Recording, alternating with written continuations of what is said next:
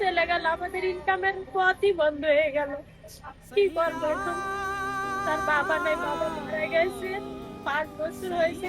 কষ্ট করে এই এতিম বাচ্চাকে নিয়ে আমি কষ্ট করে 13 বছরের শাহাদাত 5 বছর আগে হারিয়েছে তার বাবাকে। বাবার মৃত্যুর পর তাকেই সংসারে হাল ধরতে হয়েছে। 4 ভাই বোন, তার মা সহ তাকে এই বয়সেই সংসারে হাল টানতে হচ্ছে। কিস্তির টাকায় কিনেছিলেন অটো, সেই অটোটাও চুরি হয়ে গেল। এখন কিভাবে তার সংসার চালাবে, কিভাবে সে কিস্তির টাকা পরিশোধ করবে? কিস্তির চাপ, 4 ভাই বোনের খরচ, তার মা সহ তারা সবাই দিশেহারা। তাদের মাথায় আকাশ ভেঙে পড়েছে। আপনারা যদি কেউ পারেন আমাদের একটু সাহায্য করেন, অসহায় মানুষ আমরা।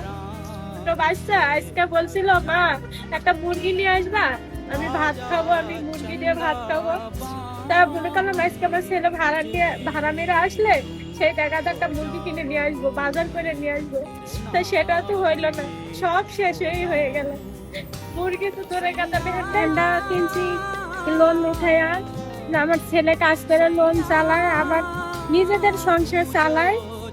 তা কষ্ট করে চলে আমরা, আমার সাইডে ছেলে পেলে ওদের সবাই আমার এই ছেলেটার উপরেই সবাই চলে।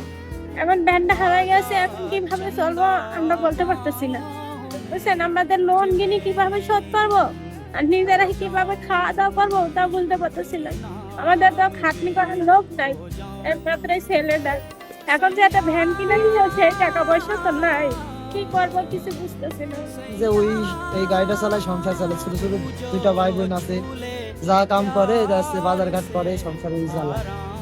তারপর এখন অবস্থা খুব খারাপ হয়ে যায়, কারণ কর্মের তো লোক নাই। ওই ছেলে যা যেত কাণ্ডে উনি কর্ম করে। এটা যখন খুবই কান্নাকাটি করতেছিল, মোটামুটি দম বন্ধ হয়ে যাবে ভাব, তখন আমি অনেক কষ্ট করে থামাইলাম। বললো যে ফ্যানটা নিয়ে নিল। তাহলে আমার যেহেতু সচেতন মহল আছে, যদি কেউ সাহায্যের হাত বাড়ায় তাহলে ছেলেটার উপকার হবে।